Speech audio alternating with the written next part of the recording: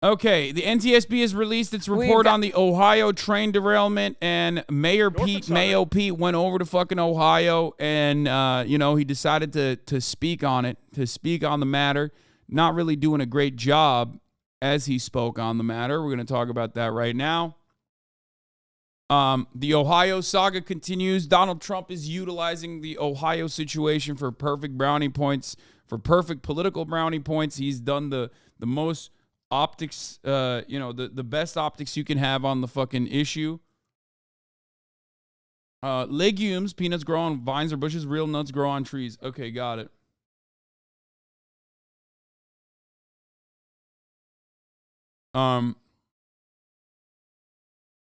So let's hear what Mayo Pete had to say. Also, Norfolk Southern and the other freight rail companies need to stop fighting us every time we try to do a regulation. The funniest part about this, I watched this speech earlier. I gotta find it. I gotta find the full speech. It's dog shit. Like, my man normally is supposed to be the skilled orator, right? But I guess like he's so like he couldn't hit the McKinsey ass fucking talking points in this troubling time. And it is legitimately shocking. Like, he fucked up pretty hard with, like, his speech there. It was weird. It's weird to see. Because, like, normally he knows at least, like, what to say. He knows the right words to say. But I guess, like, it breaks his fucking bot-ass brain where, he has to say something that's, like, anti-deregulation, anti-corporate, and he just can't do it, so he doesn't have like the right platitudes for it. Does anyone in the chat have that? Let's see if we can go through the full thing. Just before taking questions, I want to share a few thoughts from my visit. The initial stages of the response to this incident are giving way to the longer-term investigation and the safety policy work that we do. I'm here to work and was able to spend time with our personnel here at the derailment site, including our FRA. Yes, me and Pete have similar haircut. Get it out of the way. Federal Rail Administration and PHMSA, the Pipeline and Hazardous Safety Material Administration, who are engaging with NTSB, just to be very clear about this. FRA and PHMSA are part of the U.S. Department of Transportation. El raton. NTSB is not. They're independent for very good reason. We respect their independence, really but we also... okay, maybe I saw it in the chat, and I'm just,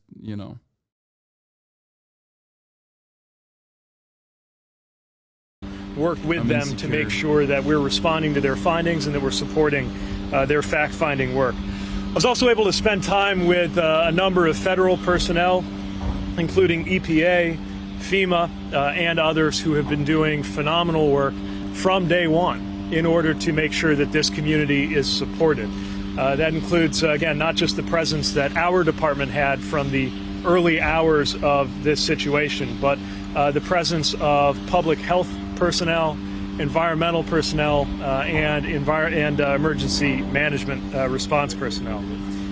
Spent time with not just federal folks, but state leaders, including Ohio Emergency Management, and local leaders from the county and from the community, council members, and the mayor. Had a good conversation with the mayor, who is clearly very focused on supporting this community and helping the community move forward, as well as other village staff, including the village manager, waterworks leader, and the fire chief.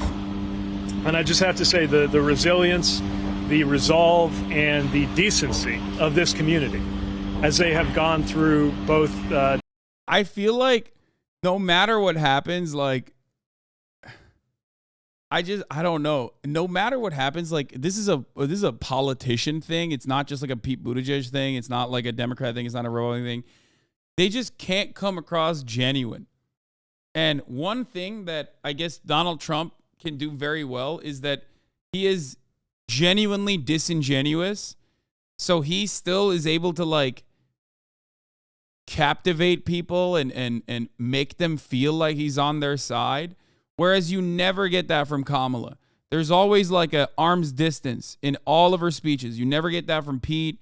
Joe Biden actually, I think, does a decent job with this. Joe Biden is like an old school retail politician. So I feel like he does a very good job of like bringing you in when he talks to people directly. You know what I mean? Bernie Sanders is another person who obviously does a really good job with that too. Obama was a very good, skilled orator who was able to do that really well too. But like our new crop of Democratic Party politicians and the Republicans always are just so bad at it. Like they're just, you come onto this fucking site, you sound like a PR person, no matter what happens. You know what I mean?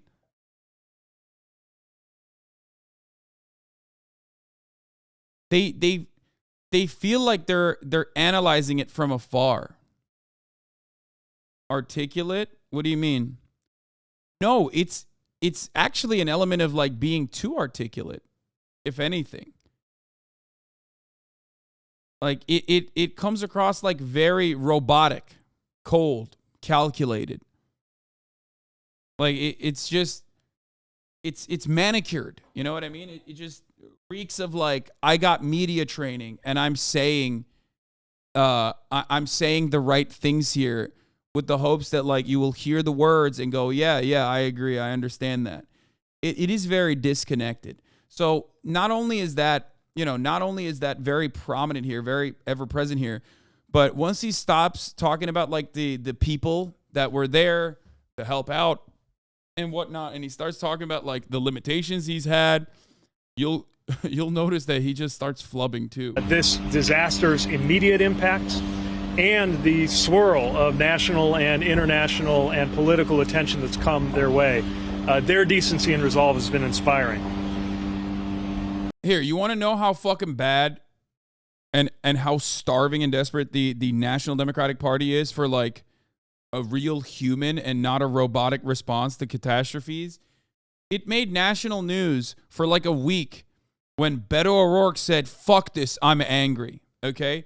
And Beto O'Rourke is like also a goober, right? But like the one time where he was like, yo, fuck this shit, everyone was like, oh my God, like that's crazy. I can't believe he said that. He's so passionate. Like, oh my God, can you clap my ass cheeks, please, Beto O'Rourke? I want you to give me orgasms that make my calves cramp. That's a real thing that someone tweeted, by the way. Don't get mad at me. I'm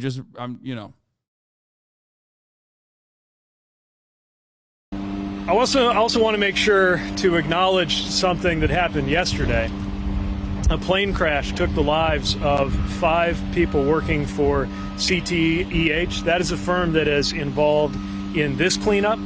I met with some of their personnel earlier today who are mourning the loss of their friends and colleagues. I'm surprised. Some of whom were. I'm surprised conspiracies haven't been written about that. By the way, like about how that was an assassination or something. That they were going to uncover the real truth about how toxic the contamination was, or some shit like that. They are okay. I haven't seen any of it yet, but there's no fucking shot that they don't do that. You know what I mean? I know how TikTok is.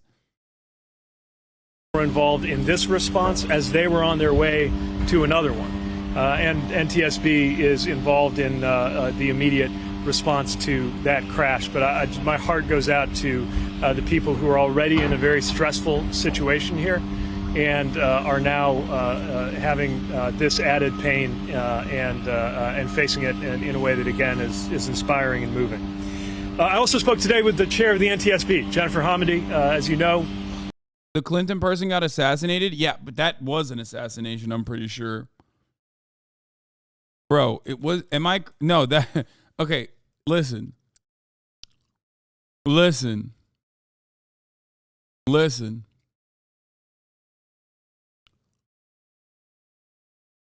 That one was suspicious.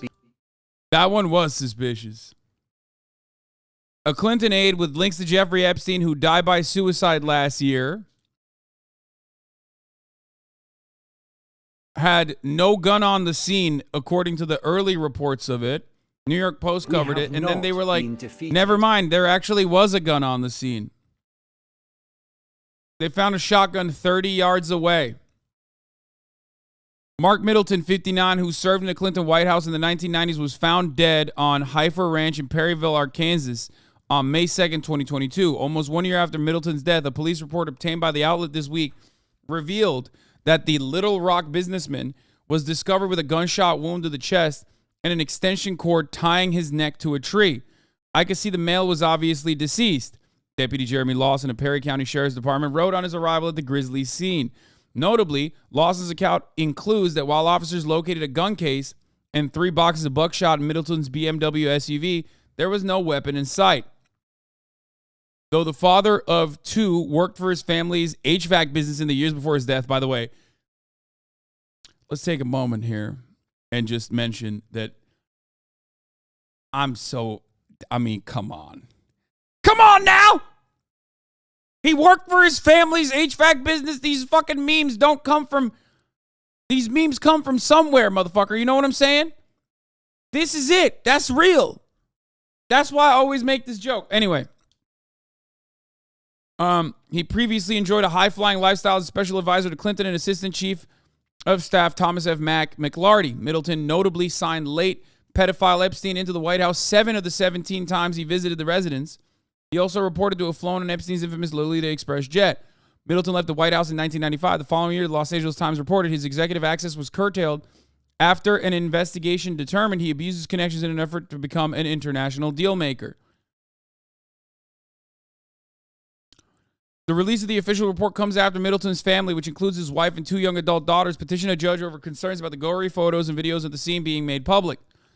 In June 2022, the Arkansas Times reporter Circuit Judge Alice Gray determined that the visual content was to remain sealed. The report would be available under the Freedom of Information Act. In the months since his death, internet conspiracy theories had tried to tie Middleton to the Clinton body count, or the right-wing theory that Bill and Hillary had passels of their political opponents killed. Yeah, the bizarre hypothesis first gained traction in part of following the unexpected suicide of White House counsel Vince Foster in 1993. It's just so strange how this keeps happening. Body count truthers were also inflamed when Epstein hanged himself. Obviously, that was not a fucking suicide. Come on, he was suicided. Then President Donald Trump famously retweeted a message accusing the Clintons of orchestrating Epstein's death to mask their own alleged dealings in the sex field. But yeah, so the guy that we're talking about here, okay, he suicided himself by what? Shooting himself with a shotgun. Okay? No, I'm not talking about Seth Rich. The Seth Rich one is not as the Seth Rich one isn't actually a fucking assassination in the way that people make it seem. I don't think the Seth Rich one was literally a fucking I don't think the Seth Rich one was an assassination. I think that was like a run and gun type situation. You know what I mean? Yeah, that one just seems like a fucking mugging that went wrong or something like that. This on the other hand, not just Vince Foster, but also this one specifically, okay? The man shoots himself in the chest with buckshot, tosses the fucking shotgun 30 yards away. They can't even find it at first, okay? 30 feet away, sorry. And then ties himself up to a fucking tree from the neck. A new set of documents was obtained. The Daily Mail states that the Stoger 12-gauge shotgun was 30 feet from the body of Mark Middleton when he was found dead on Heifer Ranch in Perryville, Arkansas. Based on an initial report released yesterday, the outlet previously claimed there was no report on the scene. Yeah, I know that they found a gun. Hold on. I'm going to get to it. Spoiler fucking alert, dude. It doesn't matter. The discovery of a gun on the scene doesn't change the reality that, this dude, shot himself through the gun? Walk me through the steps here. So this dude shot himself in the chest, threw the gun away, and then fucking, walked over to a tree and hung himself from the neck?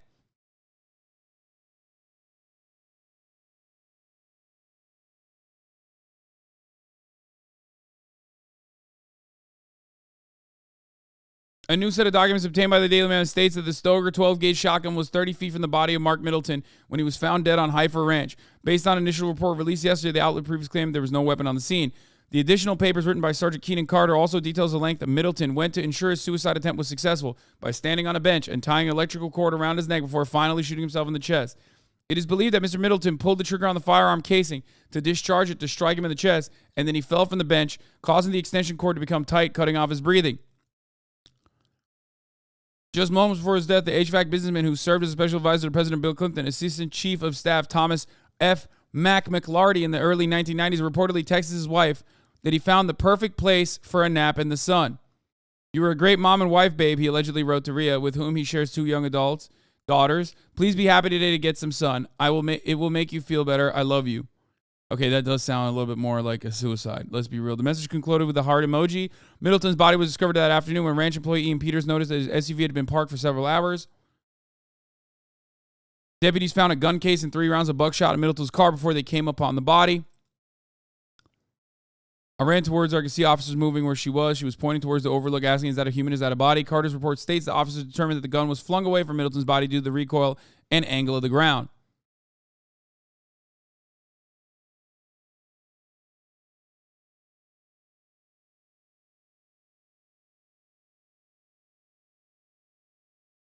Ozzy clearly flung himself from the tree and then threw the shotgun, causing the shotgun to fire, making it the greatest three-pointer of all time." I mean, I don't know. It's not as... It could be suicide. You know? Could.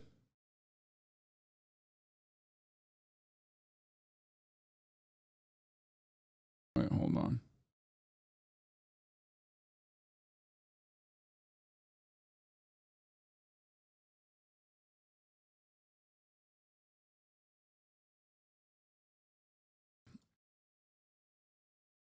Where was Dick Cheney? Shotguns aren't drop safe, so maybe it went off after it hit the ground too. All I'm saying is, easy to send those text messages. Okay? The Daily Mail's initial claims that Middleton's death was self-inflicted despite there being no weapon at the scene immediately ignited suspicion related to the far-right Clinton body count conspiracy theory. The far-fetched idea that Middleton was targeted by the Clintons was amplified by his ties to pedophile Epstein before he left politics in 1995. He also reportedly wrote Epstein's infamous Lolita Express jet. A 1996 investigation found that he abuses high-flying contacts to position himself as an international deal maker. Despite a dearth of evidence, self-professed Clinton truthers have also pounced on similar deaths involving Clinton associates, including the 1993 suicide of Deputy White House counsel Vince Foster, Epstein's own hanging death while awaiting trial in 2019. I will never, ever, ever agree that Jeffrey Epstein killed himself. Okay? I'm sorry. That is not what's going on there. If you think that Jeffrey Epstein unironically killed himself, you are being duped. Okay? Sorry.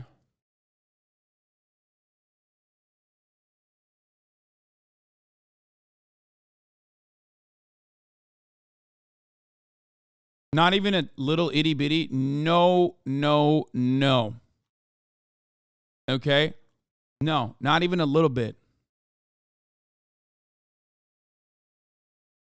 Saying Jeffrey Epstein didn't kill himself is easy if you don't talk about who probably did kill him. Yeah, I don't know who did kill him. It could be any number of guys. He was the blackmail guy for Mossad and CIA. I'm pretty sure that, he had an entire list of people that would possibly fucking kill him.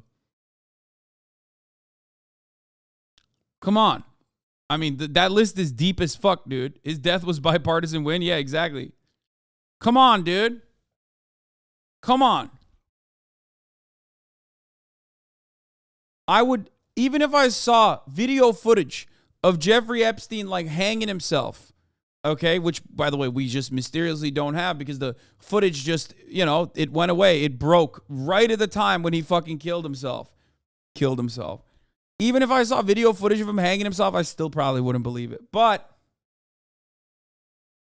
you know.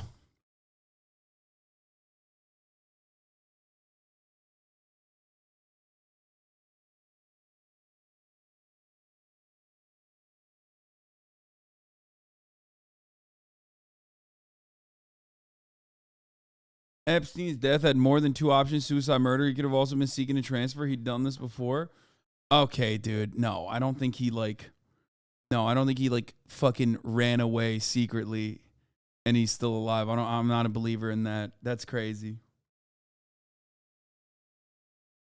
I think they just, tied a loose end. Okay. Getting back to this though. Getting back to this issue. I don't even know how the fuck we got here. Oh, because the guys died. The investigators died on a plane crash, but that one is not suspicious. I mean, there are some that are suspicious and some that aren't. I don't think as far as I understand, the investigators that died on the plane crash, not as suspicious. They have released their initial factual report. Their final work on this will take a while to come out. But having these factual findings is an important step toward being able to move on to the phase of policymaking. And while we will, of course, wait for their analysis and recommendations at the end of the full process to make certain judgments, we will not wait for that process to run its course to continue doing everything that we can to raise the bar on rail safety and to hold people accountable. And that's the other part of what my visit here is about, to make sure that we can assess how to drive the best safety improvements across our national transportation system. And to any national political figure who has decided to get involved in the plight of East Palestine, I have a simple message, which is I need your help, because if you're serious about this, there is more that we could do to prevent more communities from going through this. We've laid out a set of actions that DOT has taken, some of which were already underway, others which we're adding to the agenda. A set of things that the railroad industry needs to do, including better informing communities when hazmat is coming to them, something I've talked to the governor about and strongly agree with him on, and including steps to take care of their workers and their system, and things that we need Congress in order to work on. And again, anyone in Congress who cares about these issues, they are welcome to come to the table and work with us to get things done. So anybody who is interested in that, I'm going to hold them to that. But we're also holding ourselves to the highest standard in terms of the work that we're doing and the work that we're going to continue to do to both respond to this incident and to make sure. I think being contentious in this regard is better. But he can't do that. He can't do that. You should be like, listen. The railroad companies are not our fucking friends, but he has higher political aspirations, okay? He has aspirations for political office that's higher than the fucking transportation secretary, which is, of course, hilarious considering that, it probably might not happen because, like, he is identified as, like, a main villain in the Democratic Party, okay? But if you have aspirations for higher office, you can't openly be contentious to massive fucking monopolist corporate superpowers like Norfolk Southern, because you don't want those guys as your enemies. You would want those guys as your allies, certainly, to maybe get some super PAC money, but you certainly don't want them as your enemies to, like, dump a shitload into your opposition, right? And for that reason, he's trying to toe this delicate line, where he's like, oh yeah, Norfolk Southern, please stop going up against our regulation. Stop fighting against our regulation. Why are you doing that? Oh, please. Also, we need everyone's help. If he was an honest person, if he was an earnest person, okay, he would tell you that at the top of the hour, there's a 3-minute ad break, okay? And that you can avoid those ads as long as you subscribe for $5 or for free with a Twitch Prime by connecting your Amazon Prime account to your Twitch account, where you get 1 free Prime subscription a month. Okay, use it on your favorite streamer. Hopefully that's me. That's what he would say. He would tell you that, honestly. You know, you can also get gifted a sub if you're lucky. But here's the 3-minute ad break now. Now, all jokes aside, if he was an honest person,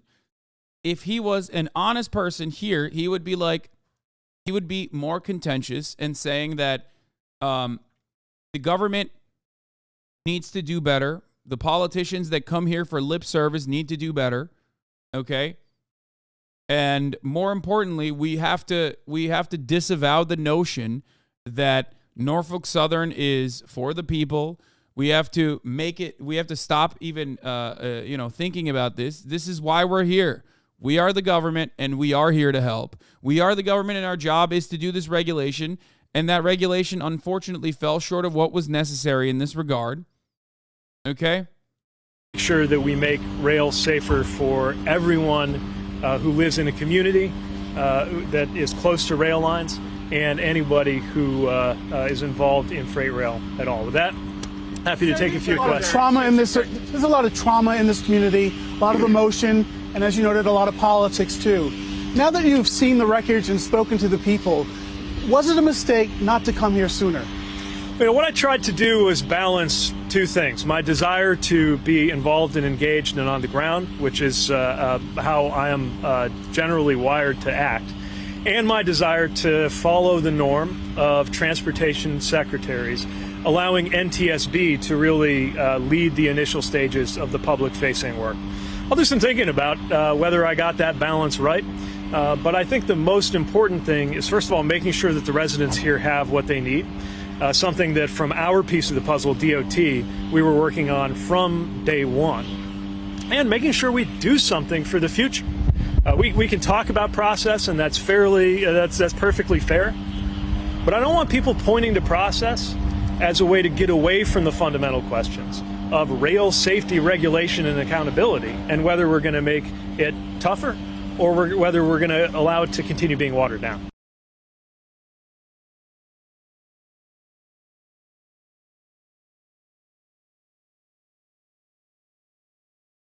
I find it funny that the first group blamed by small government libertarian types is government when private business fucks up this hard. That said, Pete dropped the ball here too from an optics perspective to an implementation one. Like I said, every single person involved in this matter fucked up. Literally every single person. Like, both sides of the political aisle, the corporations, the regulatory agencies, the agencies that are supposed to be doing the cleanup. It's just, that's what happens when the problem is multifaceted and the issue is a permanent staple of capitalism. That's it. That's what it is. This is a foreseeable, perhaps the most foreseeable byproduct of living in a capitalist state. Private corporations are actively going to go for deregulation no matter what, and they're going to be able to they're going to deregulate, and they're going to cut corners wherever they can get away with it. Yeah, it's just, exactly. It's not a feature. It's a feature, not a bug. It's the cost of doing business. Like, every part of this shit sucks. You know what I mean? Railroads in this country are also owned privately, and in many instances are in a state of disrepair, which makes it more likely for train derailments to happen. There are so many other components involved in this that are also at fault. Which, ironically, this instead of division of labor, we have a division of blame, I guess. And that division of blame makes it harder to, like, pinpoint a singular villain. And it doesn't create this comfortable narrative, but it also opens up this avenue for the likes of Donald Trump, who have played a role in deregulation, to come across like a victor here, to come across like a winner, which he did. He did.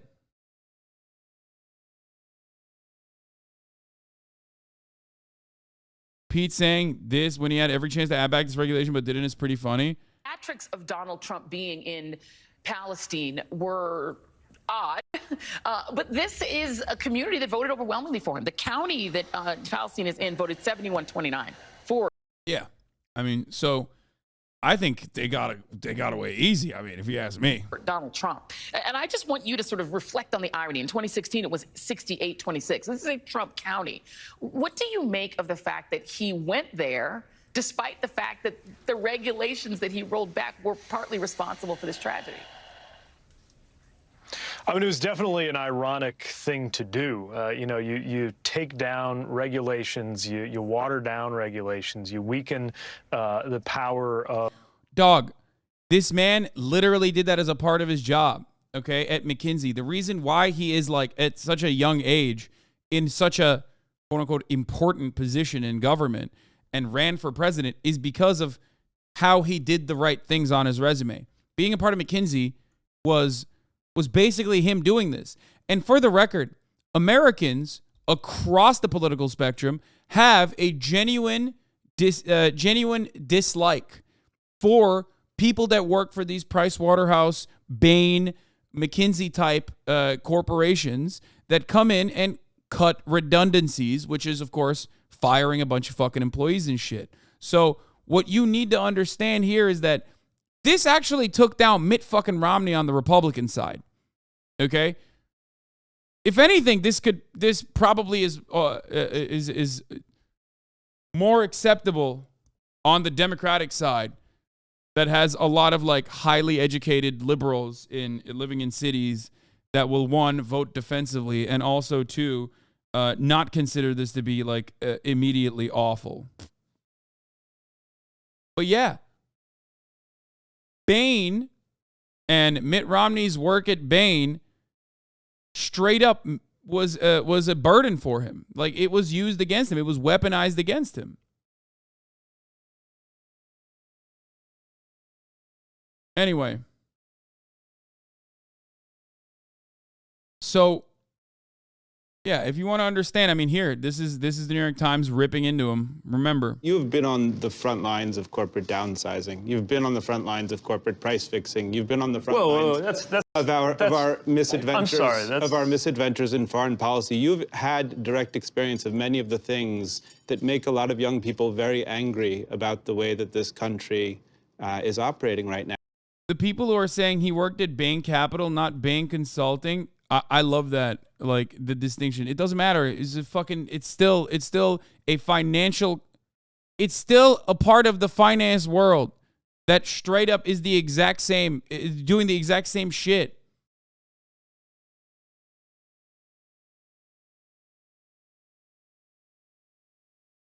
You're failing to understand this. You're failing to comprehend that, like, from the perspective of the average American, it's the same shit, and it's not even bad for them to think that way. You know what I mean? It's like saying he was at BlackRock Accounting, not BlackRock. Yeah, what the fuck? Now, you don't seem to embody that anger. So the proposition that I've been on front lines of corporate price fixing is just to get that out of the way. You worked for a company that was fixing bread prices. You've been on the front line. Yeah, and he was, by the way. He did. And this in and of itself is like, you know, this in and of itself is the reason why he's sitting there to begin with, running for the fucking presidency. Running for the presidency in the Democratic primaries. That's how you get to that position. That's in your resume. Deregulation is built into his very existence and his reason for his success in the Democratic Party. Do you remember when Pete fired all the black cops in the police department and the black police chief that was investigating rampant racism? I do remember, yes. I do. That was the TYT's investigative reporting side that actually uncovered all that. Big dub for them. So, you know, it's ridiculous. Of course, he has a very hard time now advocating for the other side of it when he is a corporate stooge. of the administration to deal with freight railroad companies, and then you show up wanting to be a great friend of the people who have been impacted by a rail disaster. You know, this is somebody who, as far as I know, never went to a derailment site when one of those happened on his watch, and there were thousands, even ones with fatalities, never even sent his transportation secretary to go. Now that it's campaign season, I guess things are different. We were there to work. We were there to get things done. Yeah. Like I said, it's a complete ridiculousness. Okay.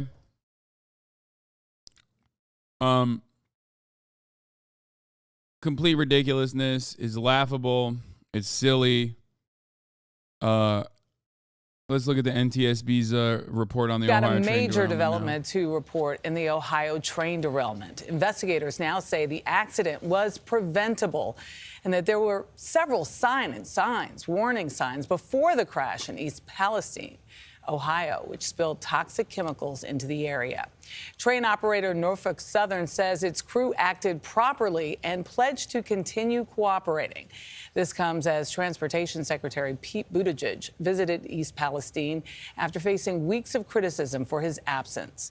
Roxana Saberi has the latest. Secretary of Transportation Pete Buttigieg acknowledged the criticism he's received in recent weeks. I'm here for the work and not for the politics. As he visited the scene of the toxic train derailment in East Palestine. Well, first of all, I want them to know they're not alone. That before, during, and after the national attention, they're going to have support. They're going to have support from us when it comes to holding Norfolk Southern accountable. They're going to have support from the EPA when it comes to making sure they get accurate information about the safety of their air, water, and soil. As trains continue to pass through this small town, a preliminary NTSB report shows investigators are focusing on an overheated wheel bearing on the train's 23rd car. According to the report, defect detectors placed along the tracks recorded 3 separate increased temperature readings before the disaster. The first, 38 degrees above the outside temperature. Then, 10 miles later, 103 degrees. And finally, 253 degrees, above the critical threshold, setting off an alarm on the train. The NTSB says that's when the crew applied the brakes, as mandated. But the bearing failed, and 38 cars derailed. Problems need to be identified early, so something catastrophic like this does not occur again. I didn't even know there was chemicals involved until 2 days later, maybe. Eric Whiting, an East Palestine resident for 12 years, lives only around 30 yards from the train tracks. No value is in the home anymore, and maybe that value will come back, but it'll be years before even the stigma of the town is lifted. He says Norfolk Southern should consider buying out homes like his. For CBS Mornings, I'm Roxana Saberi. Return now to the war in Ukraine. It has now been 1 year since Russia's full-scale invasion, and this morning.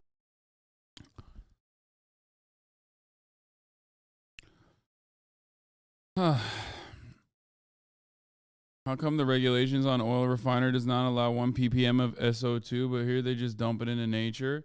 I mean, this is a violation of OSHA rules as well.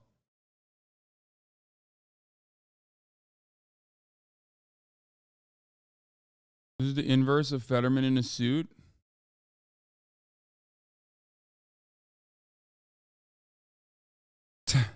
That's funny.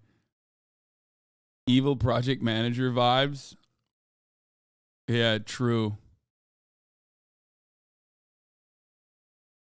He just looks so out of place. Like, it's true.